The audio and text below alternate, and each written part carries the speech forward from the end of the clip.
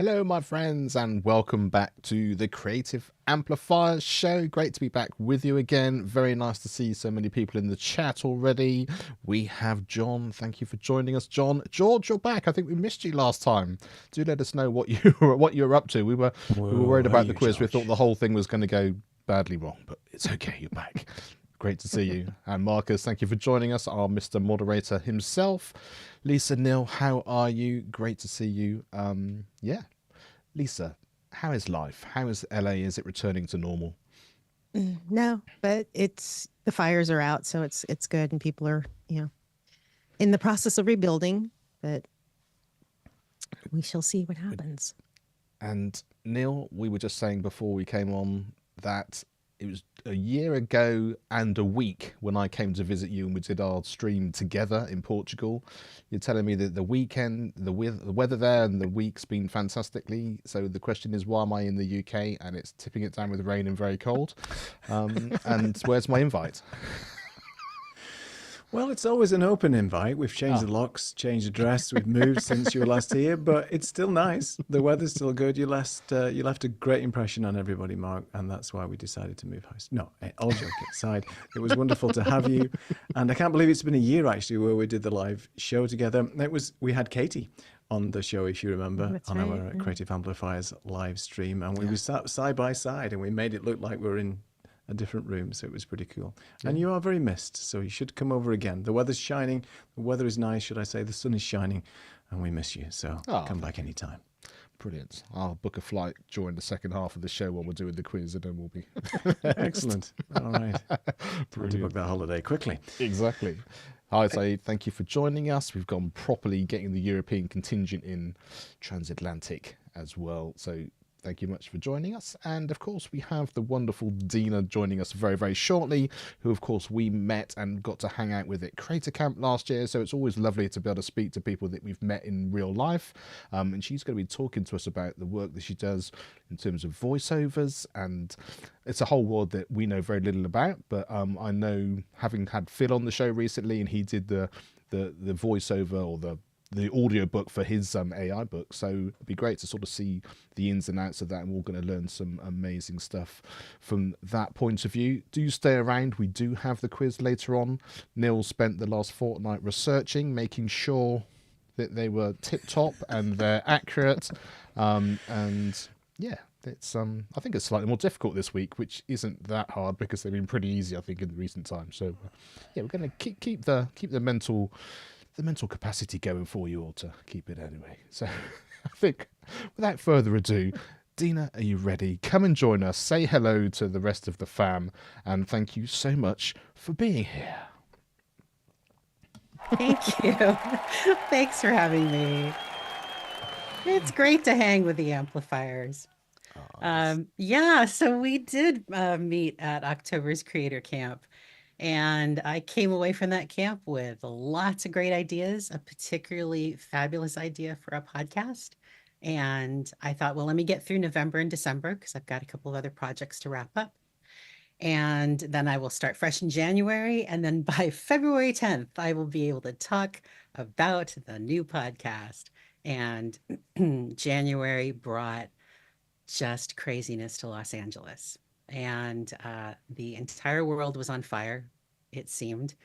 And it was really crushing. I mean, Altadena, which was part of the Eaton fire, was a place that I've lived for many years. I remodeled a house there that is now gone. So it's my community that really got gutted, just completely gutted. And it was no time to do a podcast. I had nothing. I mean, I could do the sadness show, and that's a terrible idea. So, so I texted Lisa during the whole thing, are you doing okay? And she was doing okay. And then I wrote another text to her saying, I don't think I can do this. I do not have my head in the game. I don't know what I'm going to talk about. So I put that out there, and I didn't hear anything back from Lisa. And a couple of weeks ago, I checked my text messages, and I had never sent it. I was like, I don't remember getting that message. Right? Okay. It's because it just sat there. So, that was like, okay, Dena, get it together, right? Get it together. So I started thinking, what the heck am I going to talk about? I mean, we could talk about voiceover and narration and things like that, um, but I'm just not in like the promote myself mode, like at all. I'm really like focused on other things. So I thought about Phil Palin, who you had on in January, and I met him at Creator Camp.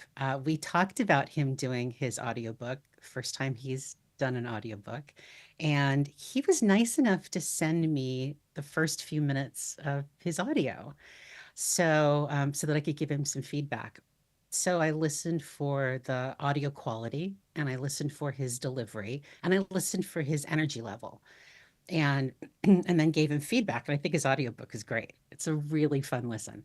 Um, so I thought, well, maybe those few tips that I had for him, I can sort of flesh out and help other authors who've never considered, voicing their own audiobook, or they have considered it and felt like maybe that wasn't really attainable. So I wanted to really talk to them about creating their own audiobooks. So far, so good. Amazing. Okay. I think this is going to be really, really interesting because I know certainly for Oh, good. I mean, I've interviewed so many authors on my podcast, and they love what they're doing, and then even just the being on camera is suddenly a different thing, let alone actually recording the whole audiobook and that kind of thing as well. So I think talking about what it is to be, like, say, an author and the whole kind of package, and obviously specifically we're talking about this particular bit of recording, I think for people to hear what goes into that and what they can think about from that, the tips and that are going to be so incredibly insightful, and also we'll be able to take them into sort of the bits of life that we do, and especially those of us that are doing recording and things as well, because I think all of that's going to be really, really helpful. So yeah, take it Cool. away. Thank you. So I'll give you some pros and I'll give you some cons. So the pros for voicing your own audiobook would be like it's very personal. You have personal insight. It is biographical. And your audience wants to hear those things in your voice. Like I am listening to Mel Brooks' autobiography, and there is no way anyone else could do that autobiography. I want to hear his voice. So there's that. You are known as a public speaker. You are used to speaking in front of large groups of people. You are used to speaking into a microphone. You're used to hearing your own voice because you're going to spend a lot of time hearing your own voice if you're going to record your own audiobook. So if you're comfortable with that, bonus. Third thing, it's fun or it sounds fun.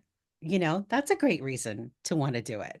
But the cons are big. Cons could be you are in a noisy place. You are in an apartment, you have a family, you have little kids, you have bigger kids, you have pets. I have a dog that is snoring right next to me. I could not record an audiobook right now because the microphone would hear that. So maybe you don't have the space, but then you also don't have perhaps the budget to go and rent a studio, a production house who could record that for you. So those are a couple of cons. Also, deadlines could be a big con. Like you need to get this thing out the door.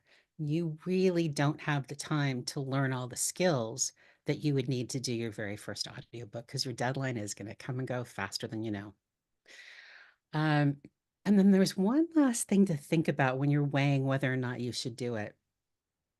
And I'm trying to find a very, very, very nice way of saying this. So perhaps your voice works against your message. For example, if you have a very strident voice, let's say, and you yourself would acknowledge it as a strident voice, but what you've written is like a very meditative piece. Maybe to the listener, they just can't put those two things together. And your message is going to get lost with people hearing your voice in particular doing that. Reason to maybe think about a narrator. Or let's say you are not a native English speaker and your voice to Western ears is, like you need a little better diction or other kinds of phrasing that are a challenge for you that listeners would pick up on. If that's the case, go and get yourself some coaching. Spend some time trying to work those things out so that you are understood. Now, in both of those cases, the caveat is that if you still want to do this, go and expose yourself on, podcasts like this, other kinds of ways to get your voice and your message in the same place at the same time in a shorter format, a few minutes here and there, so that your audience associates your voice with that message, right? So that by the time you put them together into an audiobook, they have already heard that and they're already accepting you as a narrator. So those are things to think about, pros and cons. So let's dive into fiction first. If you have written some fiction, and I say this with love, I say this with so much love, hire a narrator. Yikes. I'm not trying to put narrators out of business in all this at all, but so narrators for fiction are amazing. They give depth and dimension to your piece that you may not even realize that your fiction piece has. I mean, find some YouTubes where authors are talking about their narrators. It can be like a love fest, with their narrators. So, so listen to some of that. Narrators too have followings. And their fans will follow them to a book and an author that they are not familiar with, because they love this particular narrator. I might be guilty of that there are narrators. I will listen to whatever they do because their voices are amazing. So in that way, you get exposed to an audience that you didn't have before. So those are reasons to hire a narrator if you are a fiction author. Also, too, if you are, say, writing a series of books, the characters that you create in the first book, chances are they're going to go on to other books. So whatever you establish as the voice for those characters, you will have to repeat down the line. I mean, not just like 40 pages later, but maybe 3 years later. So consistency over the arc of the piece is really, really important. And if you really want to be narrating your own fiction book, go get a little coaching. And by a little coaching, I mean spend a few weeks really getting to understand the ins and outs of doing an audiobook and bringing out those characters. And then evaluate it for yourself. Okay, so that's fiction. I think, though, I'm really, really talking to nonfiction writers, though, today. The core of what I'm sharing really applies to nonfiction. So if you're working with a publisher, they will probably, like they did with Phil, they will probably send you a handful of narrators to listen to. And these narrators are good and they are vetted and they will deliver within the time frame. And you could choose one of those. If you choose to do it yourself, here are some other things to think about. Let me read you something that Phil wrote to me when we were talking about him doing his own audiobook. He says, quote, "The publisher hadn't even considered the possibility of me recording it myself. So I had to prove myself first with multiple samples, invest in a proper space. They didn't offer a budget for recording. And they told me that $1,000 was higher than they normally offer. So they gave him a small stipend to buy equipment to set up his space. It is lower, I will tell you, than what a narrator makes for recording the same thing. $1,000 for a 7-hour audiobook is low. So he had to prove himself by purchasing equipment and setting up his space. And that was working with a publisher. Self-publishing has basically the same challenges. You will be purchasing your own gear. Gear is generally microphone, at its basic, at the real core, microphone, USB mic, computer, software. That's like the smallest you can go. If you have a condenser microphone, you go from that microphone to an interface to the computer and your software.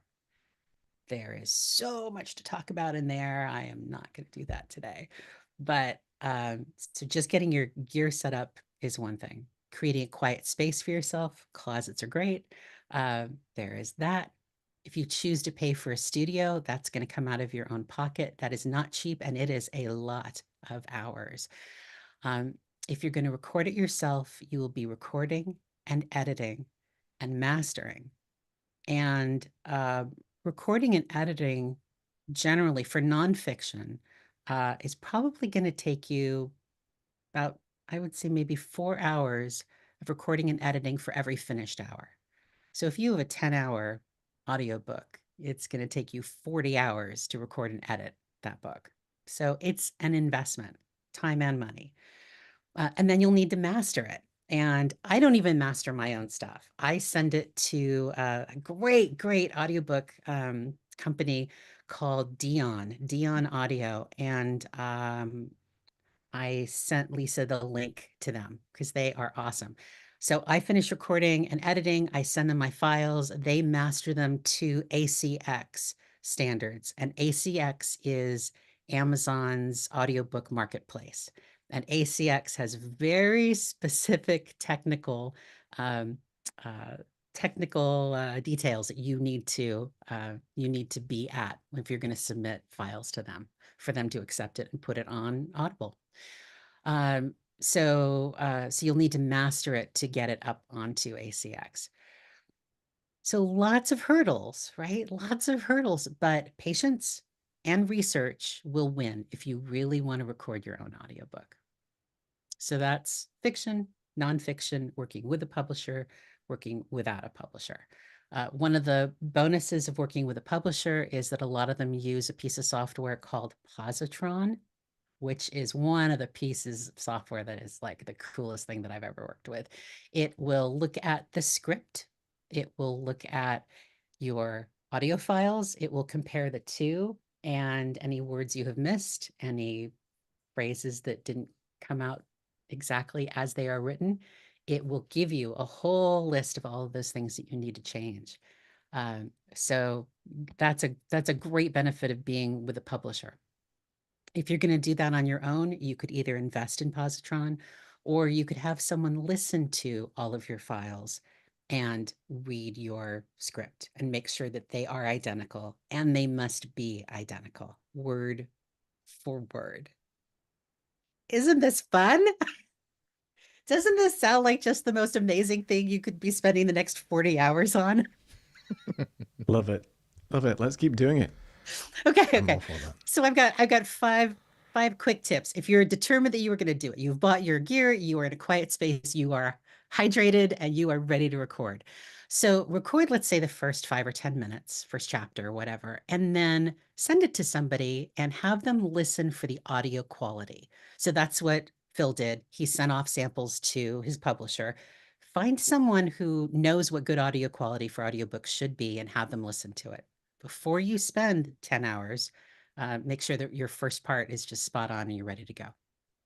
Number 2, you are narrating your book. You are not reading your book, which means you're telling a story.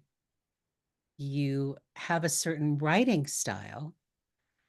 Maybe it's a really formal writing style, but even within that formal style, you still have to continue a phrase all the way to the end of the sentence, right? Even if you've written it very staccato, we can call it that, you need to make sure that you're still telling a story within that sentence. So allow it to bring out your personality and allow yourself to have opinions that come out about what you're writing.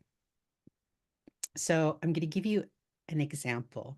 I did an audiobook not too long ago. It was a technical book, not quite a textbook, but it sure could have been. And this particular style is hard to find the storytelling in.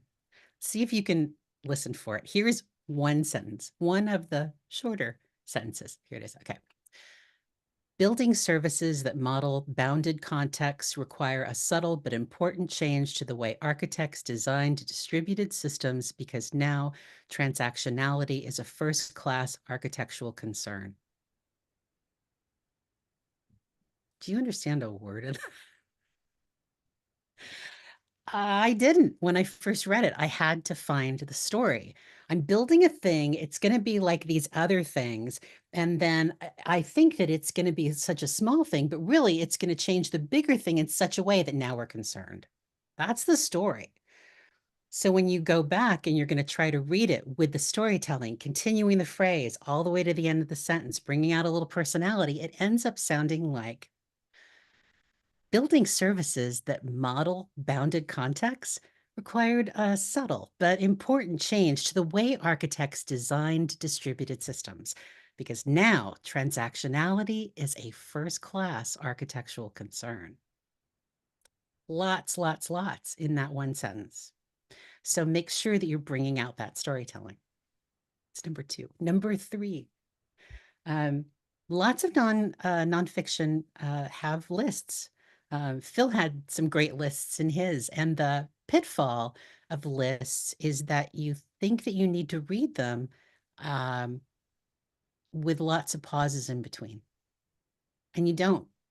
You can read them as if they are a paragraph. So I'll give you one more example. Same book, same dry content. Some of the typical metrics used for determining the relative maintainability of an application based on components include the following: component coupling, I can't even say it, component coupling, component cohesion, cyclomatic complexity, component style, technical versus domain partitioning. Each one of those has its own personality. Each one means its own thing. And your listener, passive or active listener, is not going to understand every single thing at the pace that you are going to read it at to make it sound conversational. They are either going to actively go back and listen to that section again to make sure they get it, or they're going to go back to the written script, your written book, to know what each one of those things is. But for the sake of the audiobook, you don't have to create time in there for them to get it. You want them to get the overall understanding of the sentence. And if that sentence is important enough to them, they will go back and they will pick up on those individual things. Cyclomatic complexity. That was number 3, lists. Lists are stories too. Number 4, when you're all finished, you have learned so much about your book by the time you get to the last hour, 2 hours, 3 hours. Go back to the very first chapter, half hour of your book, and re-record it, because it will sound different than where you ended your book. So have the first part of your book sound more like what you brought to the end of your book. It's number 4. Number 5, you have done your book, and now you're going to do your next book. So why don't we think about flipping the process? Consider writing with audio in mind. Write as you speak. Write with opinions. Even write and then read as you go. I'm not saying record as you go, but I'm saying, if you write a page, try reading that back to yourself out loud. If you don't already do that, I think many authors already do that. But that will give you a sense of what flows and what doesn't flow. So that's number 5, flip it around. Write with the audio in mind. And I want to give you some examples of authors who have really, really nailed the whole bringing out their personality in their audiobooks, or bringing something extra to their audiobooks. The first one is Jon Acuff. Are you guys familiar with him? He does a lot of productivity books, writes a lot about goals. He wrote a book called Start. He wrote another book called Finish. But he wrote a book called All It Takes Is a Goal. And in that book, he says right at the very beginning that there's going to be bonus content. So he's going to add in the audiobook only things that he didn't include in the written text, extra stories, or he's going to expand on a particular story that he told. So it encourages people who have purchased the printed book to also buy the audiobook for those extras. And I think he's doing a lot of that moving forward from that book on. So that's something to think about. What else can you bring to your audiobook that you didn't have in your original script? The second author is David Goggins. He's written a lot of books, and he's something else. I'll let you Google him. But David Goggins wrote a book called Never Finished, and his narrator was Adam Skolnick. Adam Skolnick. So Adam narrated all of the written chapters from the book, but then after each chapter, David Goggins was interviewed by Joe Rogan. So Joe would ask him questions about the chapter you just heard. So not only were you getting the chapter as written, but you were also hearing the author's voice, and you were getting a deeper insight into each and every chapter in the book. So really interesting way of using audio to expand on what you wrote. Third book is Malcolm Gladwell, who's written a ton of books. This one I want to talk about is Talking to Strangers, what we should know about the people we don't know. And in that book, he uses music that takes us in and out of chapters. Where he has quoted people, he has their actual audio, so that you're hearing their voice in that quote instead of his voice quoting them. And then anytime he has like something from the media, a news clip or something like that, he plays the original clip. Now, those are things you would have to get permission for, obviously, but it's a great way of adding like all of this texture to your audiobook that you can't do with a written book. So, so just to sort of recap, I think you can do it. I think I am totally behind you. If you want to voice your own audiobook, there's always a way to do it. And there are always ways to improve it. So start where you are and see what you can do with what you've got. I think that's it, guys. Was that enough? That was fantastic. It just, as you were telling the different things, the storytelling, and then just the process, I'm thinking of a person who's doing a solo podcast, that a lot of these elements can be thrown into there to make it not so dry and just speaking. And I just, like, my brain was exploding. I was like, oh, that sounds like a good idea. So Sweet. yeah, it's bigger than just doing the audiobook to me. So the tips. I think people think of it as acting, and that deters people. And it's not. It's about you being you. I mean, something drove you to write a book. I mean, you invested lots of time, and you've probably talked about the topic. Why not add that extra, in your voice? Yeah, it's brilliant. I was just about to say the same thing that Lisa mentioned. I mean, really insightful points that you brought up there, and just the way that you're explaining things to people. And many people here do podcasts as well, and I was just thinking the same thing. I'm trying to do a little podcast as well, and just applying some of the points that you've highlighted today, I can see making a difference in just general podcast as well. And having sweet. Just the not just the equipment, but having water by your side, keeping hydrated. And what you mentioned I thought was really interesting is going back to the beginning of the book after you've finished and making sure that you sound similar, or you have the same cadence or whatever it might be. Because obviously I think as time goes on, because you mentioned about hours and hours of recording over time in order to finish an audiobook. I mean, things must change, right, in your voice, in the way that your intonation, anything over that long period of time. So maybe as you start off a little bit, I'm just getting into this, and then you're maybe more happy, or the other way around, maybe you're just fed up at the end of the audiobook and you were enthusiastic at the beginning. So maybe you have to be a bit more, Debbie Downer at the beginning of the book, in line with how you felt at the end. But either way, I think it's really interesting where you have a different sort of perspective starting the book versus at the end. So really insightful, and I'm excited now to put some of Yeah. these. Can I tag practices on in onto place. that? It also made me think, going Please. back to intersecting podcasts with it. I know for me, after the interview, if I recorded the intro and it's separate, now after the interview, I can go back and write a proper intro. Because now I have the insight of what we got from the interview, what, the guest told me. I think it'll make for a more interesting intro. Yeah, And, totally. and I'm finding that, so again, all of this it's so much crossover. I'm excited. Neil, you excited? I'm excited. Pumped. Is that the word they use in the It's US? pumped. Pumped. Yeah, absolutely. Oh, that's Or awesome. if you're And a teenager, Neil, super you're pumped. yeah. Do they say that? No, they don't say that. I don't know. Neil, your podcasts are great. I mean, I'm really curious to hear what you'd like to change. Because you do come off as just relaxed and easygoing and kind of guy you want to know and have a coffee with. So yeah, so I'm curious to see where you take it. All right, thank you.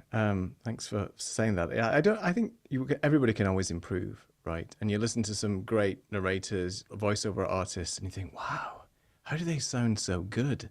But I guess it comes with practice. And may I ask you a question about your sort of journey then? So did you Sure. take lessons as well when you started off? How did you sort of get so good and get better and improve? That's a really good question. In the 90s, I took a couple of classes. The first one, I was terrible. I did not understand how to read a piece of copy. I don't know. I wasn't even that young. I was like mid-20s. And oh my God, did I just date myself right now? 20s and we'll edit it out. We're It's not not doing the live. maths, Good don't worry. God. Yeah. We're terrible at maths. Don't worry. Okay, We'll never work good. it Thank out. you. Don't As worry. is anyone who might see this. So I was 5 and I just didn't understand what I was doing. Exactly. So, but I did the second class that I did. I had such a great instructor, and at the end, he was assigning people for what things they could be good at, whether that was commercial or narration or promo or whatever. And he just said, you could do anything you want. And it's like, oh, I don't know what to do with that. It's like, give me something specific. But okay. And at the time, you had to have an agent if you wanted to work. You had to go to the agents to record because you didn't have home studios. There was no internet to speak of. So if I had a real job, how was I going to jump out of my job and go and audition? It just wasn't going to happen. So I really backburnered it, which I thought I can do. My voice is going to be with me for a long time. So I just backburnered it.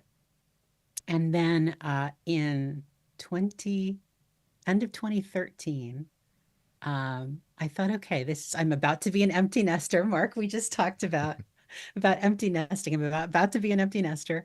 And this is the time to jump in. So I literally called a local voice actor and I said, I want to do a demo because I knew I needed that if I was going to work. He said, come on down, let's do a demo. So within the month, I had a demo. I had a booth. I purchased a booth, which I'm actually selling. If anybody needs a 7x7 whisper room, hit me up. It is gorgeous and I'm going to miss it.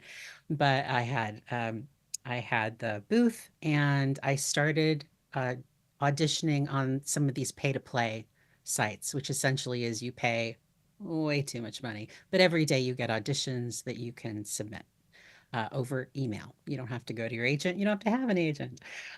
So I started doing that. And within like a month, I was booking. So I've been booking voiceover since 2014. And throughout that time, I have done one-on-one coaching. I've done group coaching. I've done workouts, which is essentially you're in with 10 other voice actors, and maybe there's one coach that's giving you everybody feedback on copy, or peer-to-peer workouts, which 2 of my friends and I run weekly, where everyone in the group gives each other feedback on their reads. And I just dove so deeply into that kind of training that eventually you start to get good. You can't train on something for so long and not pick something up. So that's kind of how it happened. Did that answer your question, or did I go off on a tangent? No, you did. And to answer your question, I mean, you haven't seen me play golf, so no matter how No? much training you get, you can still be terrible. Oh, But anyway, that on I'm that so on the sorry. side. But then No, golf I'm isn't just really kidding. a I'm just sport, kidding. is it? Oh, No, it's not. Ooh. It's just an excuse for a long walk. But there you go. Exactly. Oh dear. Right. Let's not get into the golf thing now. I was going to ask you one follow-up question. It yeah. might seem an odd question. When you're recording your podcasts and your audiobooks and everything that you do from a voiceover perspective, is it better to stand or sit? Oh, I think it depends. I think most people who do audiobooks, and audiobooks are not my bread and butter. I do mostly commercial, some narration. But when I do audiobooks, I sit down for it because literally you're in talking for 5 or 6 hours a day. Well, I have a really comfy chair, you know. But for if I'm doing a 30-second commercial and I'm spending 10, 15 minutes on it, then I stand.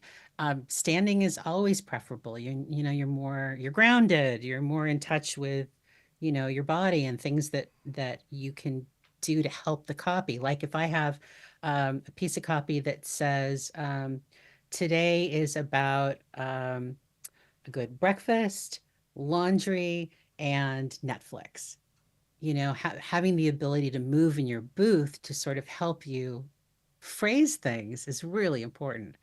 So it's a combination depending on what I'm doing. great. Thank you. Very good. Sure.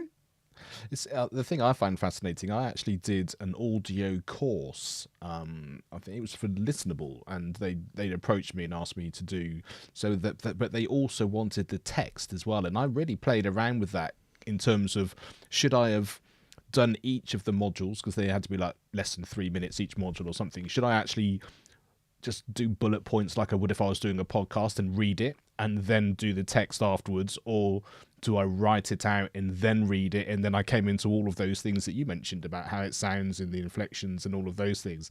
And I found it a fascinating kind of process. And I did the best I could at the time. It was a few years ago now, but I can sort of really sort of understand what it was that you were saying. And I think the other thing that struck me is the fact that because it was my course, I could kind of make it work because it was in me. And I think from everything that you said, there's that, I can see the difference between the professional side and the doing it yourself side, because if it's your book, it's your content, your inner workings of what it is that you've created, there's something that you can do, all of the things that you mentioned. If you can put that into practice, it's going to make it much, much better. But if I was having to do that for something which was unrelated to me personally, I can see how I would be really terrible at it, because I wouldn't be able to kind of create it with the skill and the understanding like you did when you were reading just those sort of few sentences earlier on. So I think understanding, like you say, you can do it for your thing is still very different than someone who's got those skills and can actually just do it professionally in a really sort of high quality way.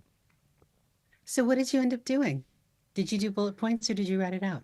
I wrote it out partly because I knew Great. that was part of what they wanted to do. And of course, when you sort of hit the website, it's written and they can see it, and then you're pressing play. So I thought that's what people were seeing first. And I think I found it easier because I'd done more of that sort of thing at the time. It's like being at school, you write something and then everything else comes after it. I think if I was doing it now, especially with AI as well, I'd probably do it the other way around, and I'd talk about all the things I wanted to and allow it to be sort of worked in a better way from a text point of view from there. But yeah, I might actually go back and do another one and see how it comes Sweet. out as well.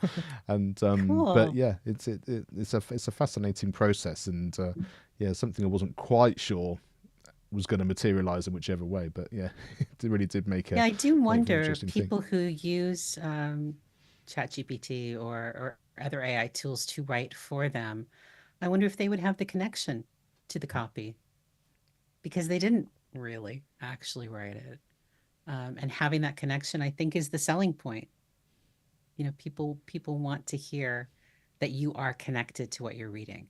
And narrators, pro narrators. Here's my pitch for pro narrators. Hire a narrator. Is that that's the skill. The skill is that they will have read your book and they will understand something about you based on what you wrote. And they're trying to bring that out. So great reasons to do it yourself. Great reasons to hire a narrator. Amazing.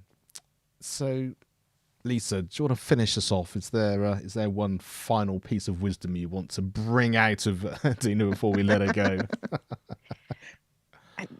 Just you've given one piece of advice. You already shot that. Just what to cheer people on to get the courage up to do it in the first place. Like, what advice would you give them to just jump in? Jump in. Sorry. I think you already had the answer. Just jump in. I mean, you've probably already written something, right? You've probably already written something somewhere. Pull it, a blog post or whatever. Pull it, a couple paragraphs, who cares? Sit down with your phone. We all have really good microphones in our pockets. Just record it and send it to a friend. Or if you know somebody who is in the audio industry, send it to them and have them give you some feedback. Are you connecting to it? Is this a sound that people would want to listen to? Just jump in. There's no harm in jumping in. Do it. Yeah. Well, people need to hear that because, they'll sit in the corner and not move. So Yeah. thank you. Oh, well then, seriously, call me and I will be your cheerleader. Yeah. Because I am all over people doing that. I mean, Yeah. there goes my industry. But I really believe you are the best spokesperson for the things that you believe in enough to write about them. You are that person. Bring it. I love it. Thank you. Yeah, Dena, thank you so much.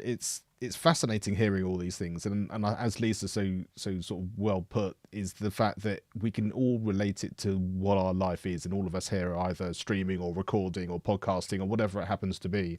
And I think we're all going to be better off from having heard that and going back and making some notes and all of those things as well. So yeah, thank you so much indeed for your time and all the effort you did. Lovely to meet you again virtually, having spent time in camp. It was so nice, and yeah, hopefully we can hang out again very soon.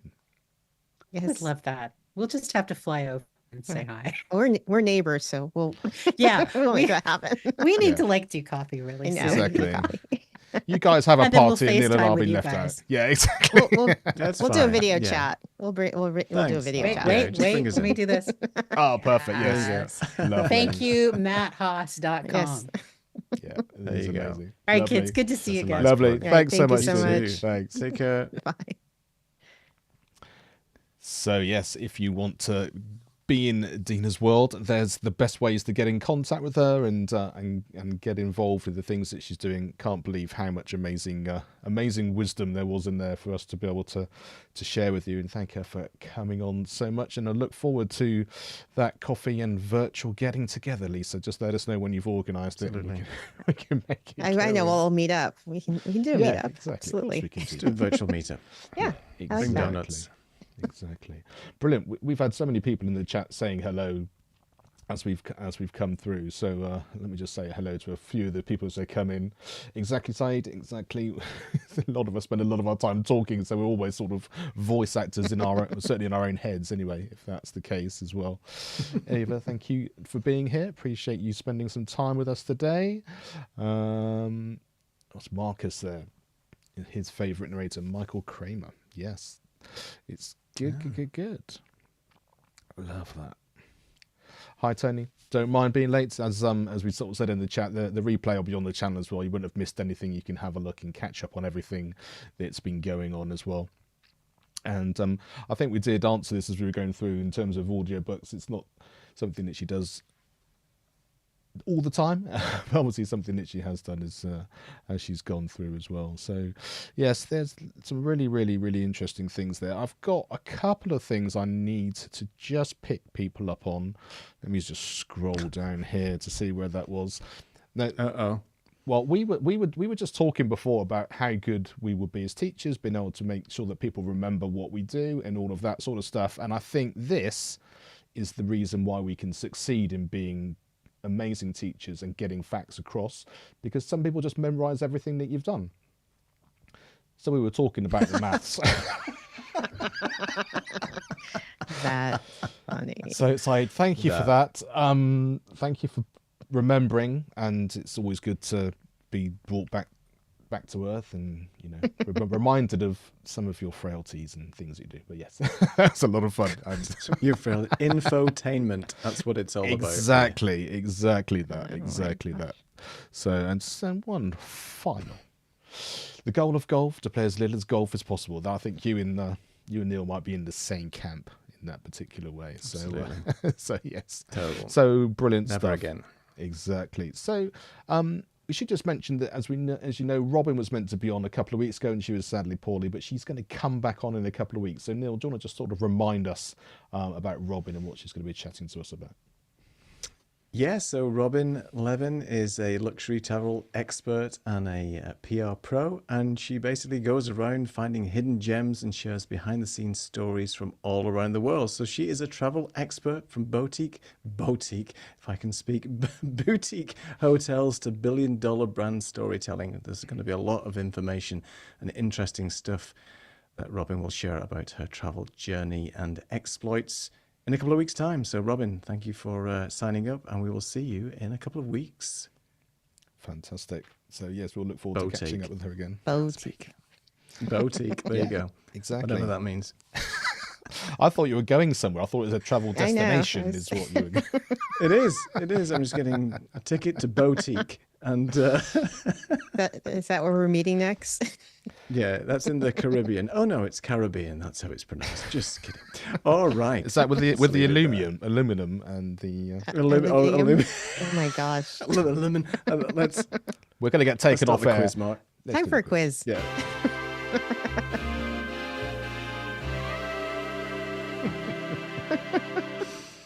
Oh dear. Oh, okay then. Who was the voice actor for Shaggy in Scooby-Doo? Was it A, Casey Kasem, B, Casey Neistat? I said his name wrong. Sorry about that. It's okay. C, Kelsey Grammer, or D, Don LaFontaine? LaFontaine. Nicely said. Who is Is that it? French? I don't know. I just made it French. It's Okay. French. It is now. He's now. Exactly. So A, B, C, from D Bolton. in the chat would be great. First person to get the correct answer will be the winner. Of course, if you can't get your letter through, feel free to write it all out. But do remember that George is here today, so you need to be super quick. Yeah, and you need to seriously. get in D as well. So E, who are these people? Saeed. All right. We need to educate you then, Saeed. Sorry, you maybe are too young, or I don't know. Let's educate you on who these people are at some point. Yeah. We'll take it offline. That's fascinating. And also, we did talk about, before we came on air, about having an E answer to one of the questions as well, but we thought we might be taken off air for that as well. So Well, that's coming. That's controversial. coming up yeah, next. exactly. That you have to pay to be in the private membership for that one, Yeah. just to kind of keep that Yeah, it's a going. different channel altogether. Yeah. So Dena mentioned something really interesting. Yeah. I didn't know that. So is that the guy that goes, in a world? That's the guy, right? Wow. Wow. Very go. nice indeed. So we had two in. Saeed, as we know, said E, which obviously isn't right. So therefore, George is the first person and the right George is answer. back. Now, the thing about this is I feel like my whole world has settled down now again because George is in the house and winning the quiz. I'm a little bit kind of off the off my beat when George isn't with us. But yeah, thank you, George. Yes, indeed. Oh. When was that? I don't know exactly when that was, but I don't know. I didn't research that deeply, so apologies. yeah. I should have had it ready, shouldn't I? So, Yeah, why not? Why didn't Exactly. you? I'm being told off again. Next Indeed. question. What new YouTube feature was released last week? Is it A, super communities, B, communities, C, threads, D, Discord for YouTube? Did you see how I used my voice in a different way then? I've been learning. like I that. like that. Learning. I That like was that. nice. Good I'll work. try the same for the next question. Yeah. This could go horribly wrong. Oh, my lordy doddy. So even in one accent, if you watch them in another language than English, you will never know them. Yeah, that's very true indeed. That's Very true. true That's indeed. true. Something That's which I'm true. sure. Dubbing. Yes, indeed. I can understand that. Oh, interesting. So, George, not sure, but thinks it might be B.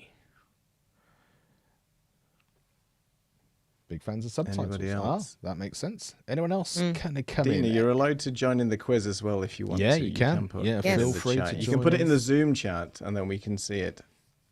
And we You can might do be it able to all. gazump George if you put it in the Zoom chat, but I'm just not giving you any tips here. I'm just saying that might be an option.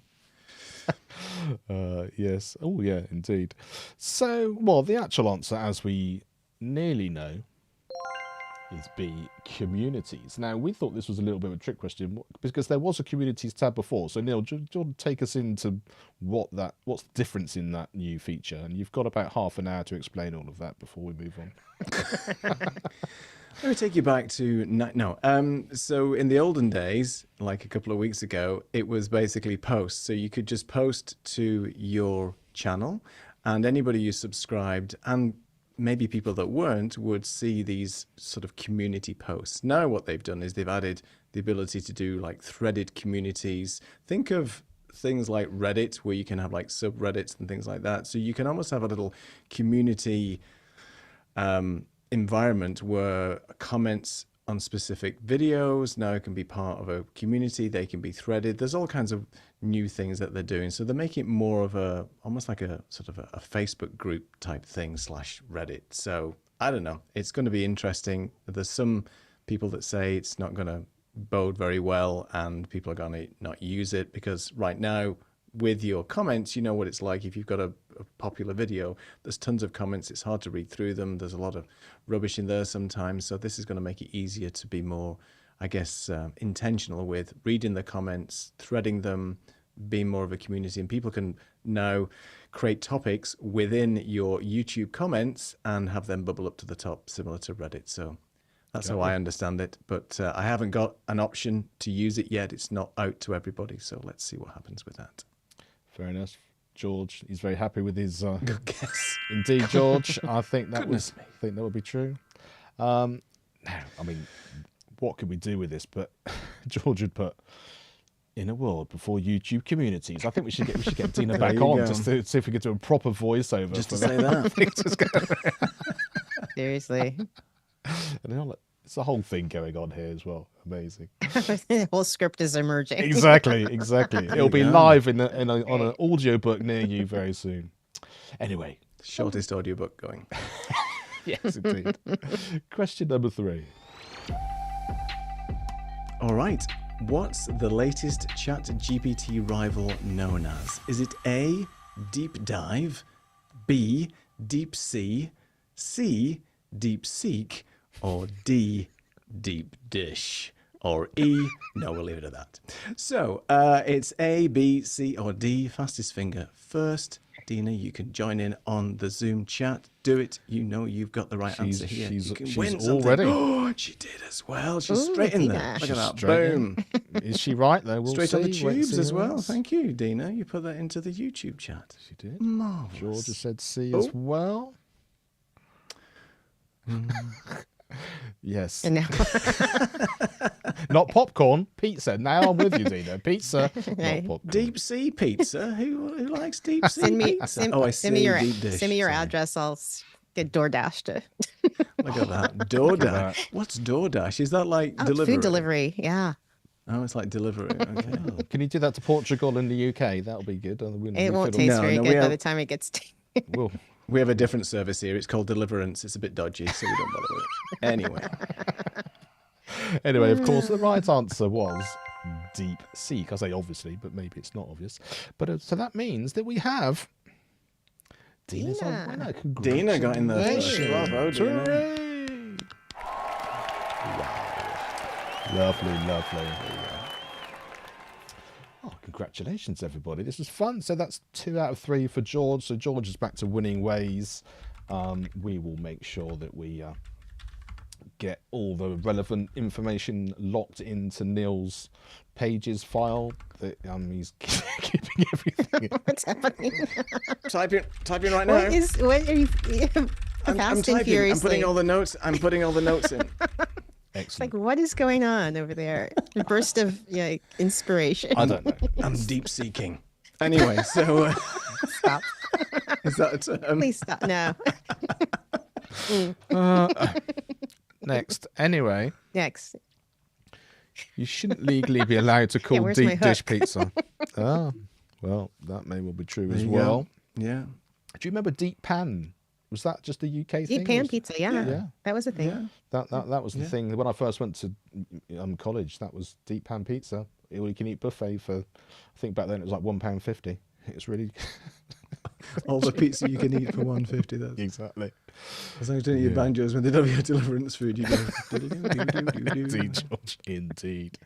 Oh, fantastic! Well, this has been fun. I can't believe an hour's gone already. And thank you everyone who's been here I know. live and showing up and all of that kind of stuff. Become the audience. We have some various new things that'll be appearing very soon, so keep an eye out for the channel in terms of some new different types of content, some new things that we're going to be helping you with. We've got some lovely plans and we're excited about being able to bring that for you as well. But we are still looking for some photos, some behind the scenes, and if you'd like to be a guest, you're always welcome. So Neil, take us into what people can do if they'd like to be in touch. Well, we'd always love to see your behind the scenes photos. What does your studio look like? What gear do you use? How do you create your content? Stuff like that. Or if you've got some merch, whether it be our merch, Ecamm merch, any merch, and it's on a perch, you can send it to us to the address there, which is creativeamplifiers.live. We'd love for you to be on the show as well. You can be a guest on the show, get involved. Be like Dena, who's joined us today and provided some amazing insights. You can do the same, and you can do that by going to creativeamplifiers.live or clicking on the QR code with your phone. That is going to take you to Deep Pan Pizza delivery. And number 3, you can also tell us about your show. We'd love to know more about you, what you do, and it's about showcasing the amazing talent that we have here in the family. So yeah, that's how you can get involved. creativeamplifiers.live. Do it now. Or be sad and don't join us. Can I just maybe a bit of homework for people, bearing in mind what we've been talking about today? So if you could find your local pizza emporium, get their menu, and use all of Dena's expertise and everything you've learnt, do a voiceover of that particular menu, send it to us, and we'll analyse that for you. That's a great idea. Give That's you a a winner great next idea. time we're on, and if you've got time for doing that. Well, who knows? But yes. Do they win a pizza? obviously have a Are we lot of supplying time. them a pizza? The winner? Is that what's happening? Well, let's with see Deliverance how many Pizza come in, Company. shall we? I'll send it over to you. Yeah, exactly. Let's see what happens. Yeah, exactly. Free pizza. Fantastic. So, thank you, everyone. It's been a lot of fun. Thank you to Dena for all of those insights. I've learned so much, and it's always great to chat to people that we've met in real life, as we said before, and great to see her at camp before. Thank you, Lisa. Thank you, Neil. Looking forward to catching up again soon with everything that we're doing. Happy celebrity judge. There you are. Look, celebrity judge There for you the go. person Bingo. for the deep pan pizza. Doesn't have a deep pan. It can be any kind of pizza. That's so much. We can do all of that. That's no problem at all. And you're very welcome. Thank you everyone for watching. And we will see you in a fortnight when Robin will be here. So see you then. Cheers for now.